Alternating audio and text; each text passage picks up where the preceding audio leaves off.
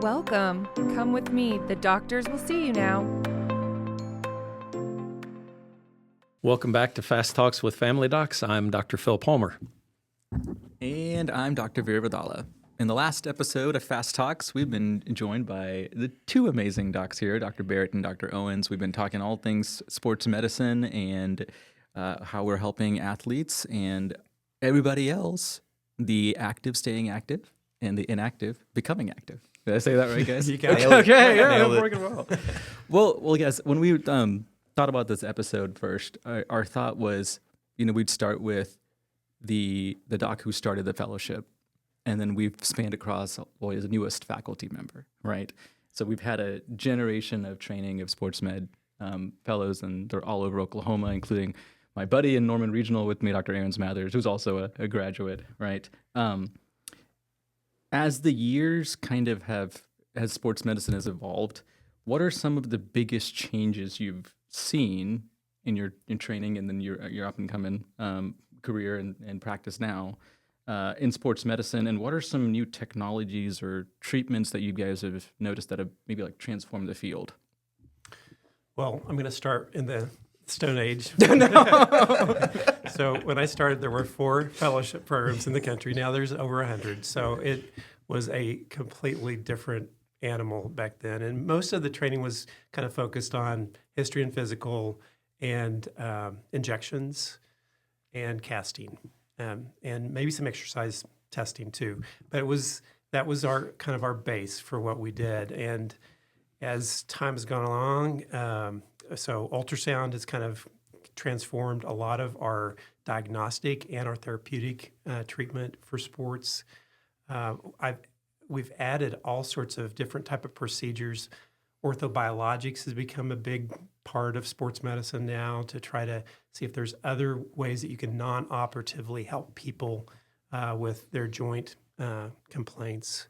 And then AI is another thing that's just on that borderline, and the things that I can see for it that I think I'm really excited about. So one is I've been using it to tailor exercise programs for certain patients. So you can type in, what the injury is, and I want to tailor it for a basketball player, and it will tailor a regimen for you. So that is super exciting. ChatGPT? Yeah. Okay. Oh, actually, open evidence is what I'm using for that. So yeah. So, not that I don't use ChatGPT, but open evidence I like because it's got a little bit more kind of a basis in science for what they're telling you about. So That's really cool. I don't know if they sponsor yet, but Open Evidence is phenomenal. We should just get them involved with this. It's absolutely, absolutely is going to echo a lot of what Dr. Barrett just said. Another really, really cool things, especially getting a chance to see some of the AMSSM and different sort of, obviously bigger societies and kind of the front runners and say how these things work in these new programs. Even just the incorporation we've had online, now the ability to have some of these ultrasound, based curriculum that even if you're in a small fellowship in the middle of, Wyoming, you can get access to these videos and just even getting, some, portable ultrasound, you can start to go through some of those didactics, get some of that familiarity under your belt easier than ever before. I think also too, of course, being on top of all of those new kind of orthobiologics and different things that exist. They have, kind of like these 10Xs and new kind of, tenotomy, barbotage, all these new kind of avenues that even under ultrasound guidance, we can perform a lot of in a really safe and really cost-effective manner.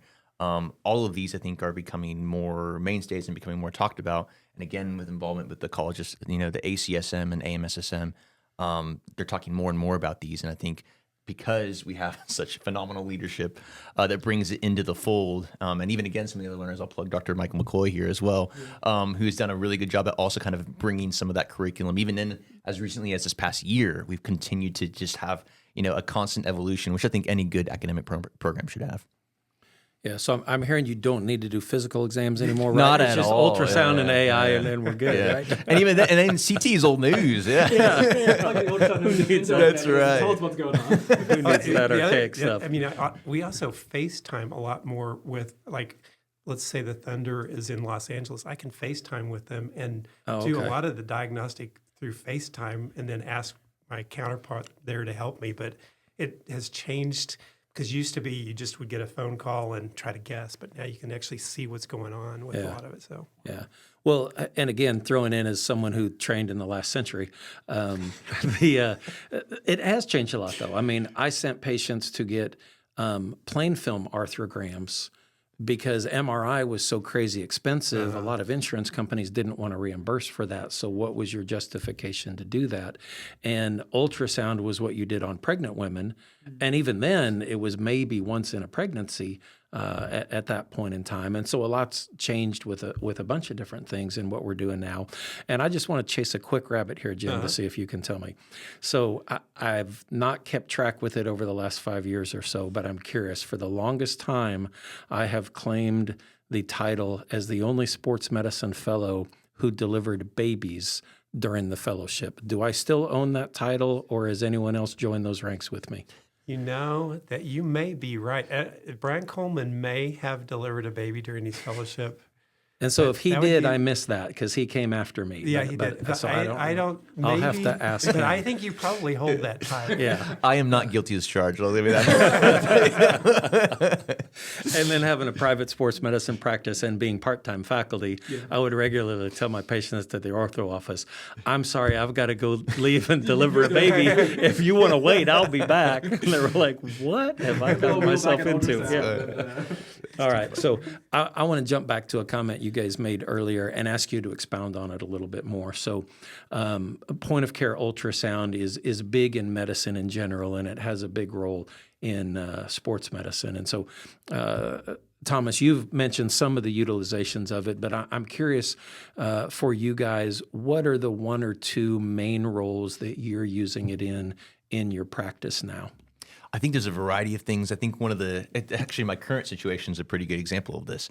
The availability of point of care ultrasound, even the fact you can plug it into an iPad or an iPhone and get a pretty decent image with pretty good depth penetration, at least for superficial structures, get pretty good resolution on those is astounding. So if you're trying to test, very simple stuff, like I can assess very easily and see, did you truly tear your bicep tendon? Can you look right there, you look in the notch and it's just gone. You can pick that up on easily. And I'm not sending anyone for, kind of some urgent stat MRI. I can already route them that direction and get them towards the next phase. Okay. Again, too, I think one of the other really handy things is that now we do kind of more and more things with sort of D5 and lidocaine, sort of even kind of little blocks.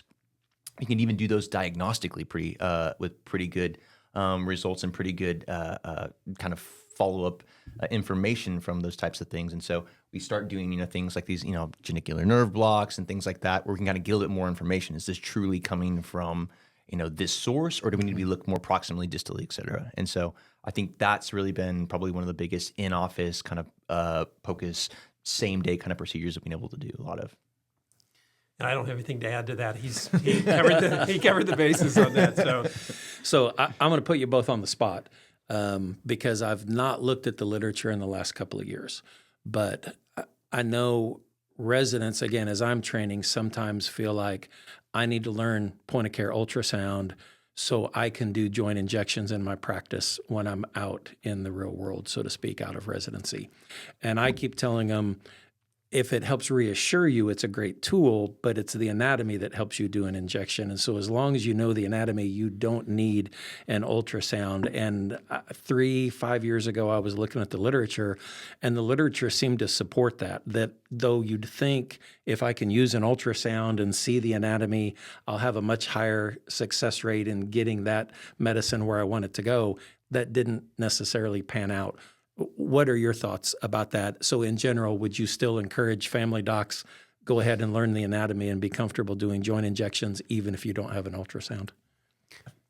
Go ahead. I feel like I look at it as, and in many ways, it's not an isolated thing in our field, but it's another tool in your toolkit, right? Exactly. So I think there are inevitably going to be occasions where, just like you said, number one, knowing your anatomy is always important. But number two, there might not always be situations where you have that at your disposal or that it's even indicated, right? Exactly. But I think knowing, again, if this person has very severe bone-on-bone degenerative joint disease, you're going to have a really, really hard time slipping the needle in, from that point. If you know you can come superlaterally and know if you can get imaging, guidance, knowing that's in your disposal makes you even more comfortable to take those next steps For sure. as you need it. Yeah. So, do we need it for all the injections we do? Do you need it for a subacromial every time? Probably not.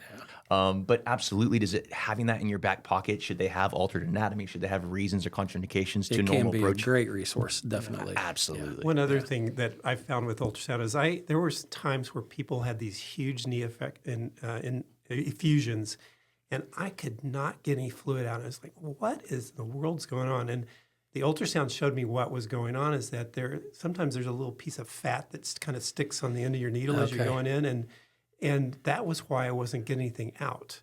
And so I could kind of shake the needle and get it off and then get the fluid out, which I didn't know before. But you're right, the injection itself can be done either way.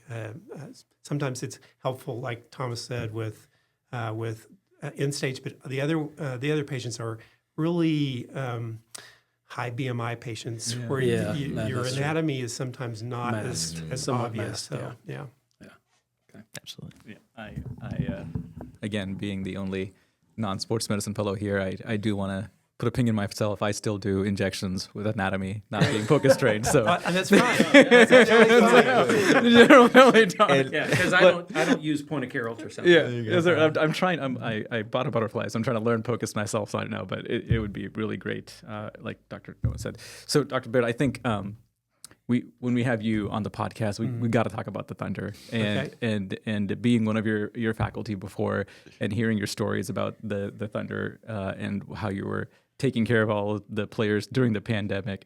I got to have you talk about that again, if you don't mind. Okay, I'm happy to.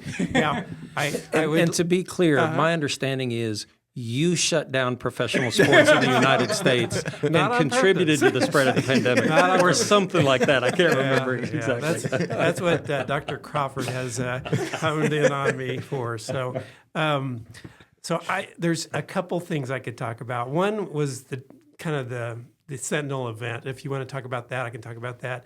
The other was being in the bubble and kind of learning how that worked. So I'm going to start with the Sentinel event, and that. So I'm going to abbreviate just a little bit, unless you want me to go through the full thing. But so when COVID just first started, I mean, we didn't know whether to mask, we didn't know what to do exactly, and we were getting weekly calls from the NBA to kind of be aware that it's going to happen. And my thought is, I'm in the middle of Oklahoma. I do not have to worry about this. But I listened, and I was paying attention, thank goodness. So I got a call 5 years ago, almost exactly, one night from the trainer for the Utah Jazz. And he says, got a player that's got a fever, and he's just not hungry. And I said, well, what's the fever? It's 101.3, I think it was. And so I was going, it's not quite what I was, 100.3. And so I wasn't quite at my threshold, but I said, okay, we're going to go ahead and test him and see. So what we did was at that time we had ID, which was Dr. Linda Salinas, Bob Salinas' wife, who was my partner in crime on this, that I would talk to if I had any concerns. She helped me with kind of thinking through it. I also we'd just gotten off a call with the group in San Francisco that had just tested somebody thinking they might have it. And I kind of heard how they did their workup. So it was kind of nice to hear all these different methods to kind of think through how to test him. So we decided to go ahead and test for everything else other than COVID, because you couldn't get a COVID test easily at that time. So we went up at 10 o'clock at night to a hotel room in downtown Oklahoma City and tested Rudy Gobert. He wasn't very happy with us at the time. And I thankfully had a nurse, Capitola Green, who was willing to come up with me and help me, because I had not done very many nasal testing. So I needed somebody that had more experience than me. So we tested, everything we could. We did so we did strep, mono. We tested him for probably flu. Flu. Yeah. And then we did a P25, all the different viral things. And when we got there, he didn't have a fever. So I was like going, I wonder if I'm wasting my time here. Yeah. But he wasn't eating much. And so he kind of had systemic symptoms, but not the traditional, I can't smell, at that time and stuff. So tested him, everything came back negative. So immediately, some of the tests we could get, and then some of them we had to do overnight to get. So in the next morning, and I did not sleep the entire night long because I was nervous about this. Everything, I had all the information I needed. And I was getting another call from the same team saying, we've got a player with a runny nose and we're worried about. And so I tested him and everything came back negative except for coronavirus, not COVID. So is that foreshadowing, I think, for what was going to happen? I talked with the head doctor for the NBA, who you had to go through for any further testing at that time. And I said, I think I need to test him for COVID because everything else has come back negative. So he approved it. Dr. Salinas approved it. So I called the team, told them we're going to come and test him. He didn't want to come down for the test. He didn't want to have the test done. So he was up in his hotel room for 45 minutes with his trainer, who thankfully was able to coax him down into my car because they wanted a private car to take him. Mind you, the team told me that I had to be completely silent about what was going on. They didn't want anybody to know. They wanted to be able to call the shots at that time. I took him by my car. He's 7'1", doesn't fit in my car really well. He was hangry. He was hungry and angry about it. He had a banana, 2 apples that he threw around in my car that he was eating. And I had a mask on. I did wear a mask. I wore a surgical mask and gloves just because I didn't know exactly, So, and I didn't know if it was going to help or not. And nobody knew that. Nobody. Right. Yeah, nobody knew. Drove him to the emergency room. He got tested. While I was in the emergency room, I got a call from Albert Einstein, ID specialist, quizzing me about why I did what I did and how I did it and why I did the way I did it. And it was a little nerve-wracking because I was thinking maybe I was totally off base on this whole thing. At that time, it took 6 hours for the test to come back. The game was at 7 o'clock. He got tested at 3 o'clock. So I was, again, nervous about that. He wanted to go back, and he said, Doc, I can go back and play, right?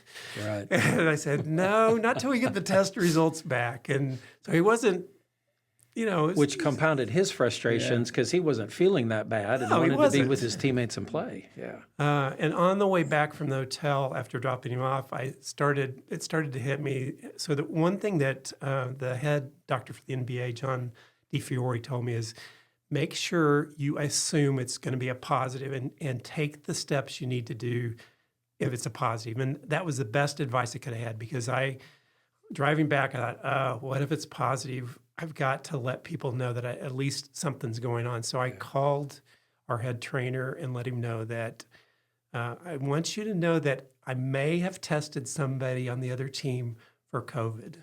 I didn't say who, I didn't say exactly, and I want you to be prepared in case we need to shut things down. And so I went back. I isolated myself at that time in my house in the guest bedroom for the next 3 weeks. Because that was the interval. That was the interval. That was the interval back then. I got called. Yeah. That's right. And I got a call at 15 minutes till the game started that it was positive. And so I had to call their team, and I gave them a minute to make a decision what to do. And they didn't say anything to me at that time. They didn't make a decision. So I called the NBA, and the head doctor asked me, well, what do you want to do? And I said, let's not play the game. I mean, this seems like too big of a risk because we've got a positive. We don't know who else is positive on the team. And I didn't know all the conundrums involved with that, but part of it is that the NBA had to call the state health department in Oklahoma because they were the people that could stop the game. And they called the governor and the head of the state health department at that time. The governor was at the game. Right. They came upon a plan, and they stopped the game. Now, Dr. Brian Coleman, I called him last minute to cover me for the game. I'm so thankful he was able to do that. I'm so glad that he was down there that whole night, pretty much helping to test the other team. We got a lot of help from OU Health. They set a group of nurses to test all of their players. So there were, as I understood, there was 100 tests in the state of Oklahoma at that time. We used 50 of them. Wow. Testing the players and the referees for the team, and only one of them came back positive, other than Rudy Gobert.